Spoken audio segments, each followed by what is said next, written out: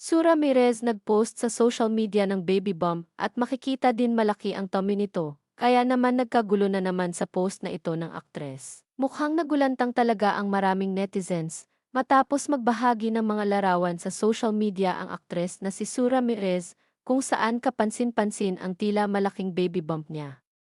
Dahil dito, mabilis na kumalat ang mga espekulasyon na baka buntis na nga ang aktres sa kanyang kasintahang si Dominic Roque.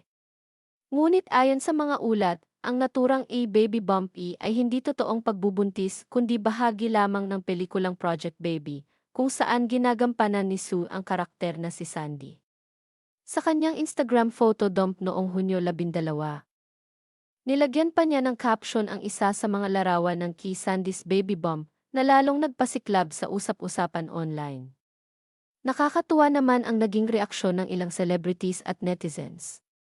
Inamin ni Darren Espanto na iakala talaga, habang si Alexa Miro ay nagsabing kinabahan din siya nang makita ang larawan.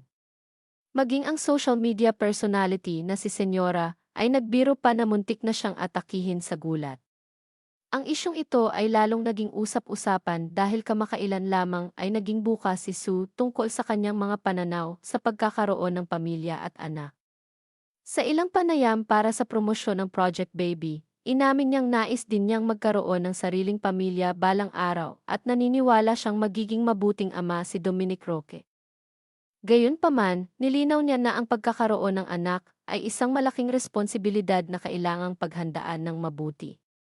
Ang pelikulang Project Baby, na pinagbibidahan ni Sue Ramirez at Rico Blanco, ay umiikot sa kwento ng isang independent woman na gustong magkaroon ng anak kahit walang tradisyonal na relasyon. Kaya naman malaking bahagi ng kwento ang usapin tungkol sa pagiging magulang, pamilya, at personal na pagpili ng isang babae.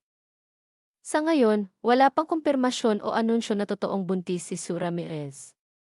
Ang viral na baby bump na nagpa-excite at nagpakaba sa maraming fans ay bahagi lamang ng kanyang proyekto sa pelikula. Ngunit dahil sa natural na pagganap at makatotohanang larawan, hindi maikakaila na matagumpay nitong naloko at napareact ang maraming netizens. Narito simula ang kanilang relasyon, bagamat matagal nang magkakilala sina Sue at Dominic sa showbiz. Noong huling bahagi lamang ng 2024 naging romantiko ang kanilang relasyon. Pareho silang nag-audition noon sa Star Magic noong mga unang taon ng kanilang career.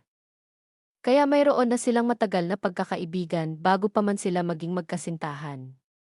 Nag-viral ang kanilang Siargao trip noong 2024, umugong ang tsismis na may espesyal na namamagitan sa dalawa matapos silang makita sa isang bakasyon sa Siargao. Isang viral video ng kanilang sweet moment ang lalong nagpasimula ng mga haka-haka ng mga netizens. Kalaunan, inamin din nila na sila ay nagde-date na. Long-term B ang tingin ni Dominic sa kanilang relasyon. Sa isang panayam noong 2025, sinabi ni Dominic na nakikita niya ang relasyon nila ni Sue bilang isang long-term relationship. Ibinahagi rin niya na gusto niya ang pagiging simple, masayahin at family-oriented ni Sue.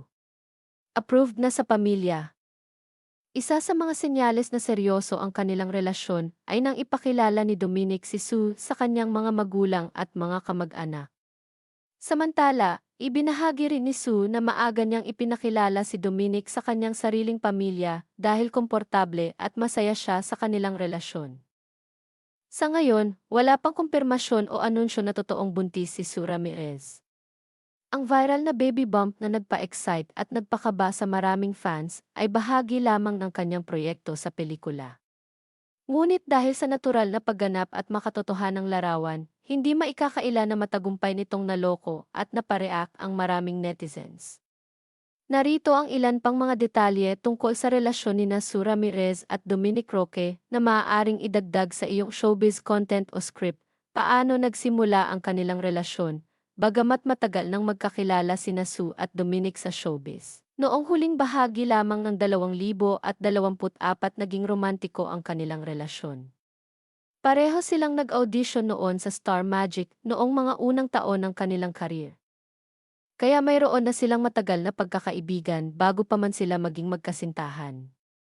Nag-viral ang kanilang Siargao trip noong 2024, Umugong ang tsismis na may espesyal na namamagitan sa dalawa matapos silang makita sa isang bakasyon sa Siargao.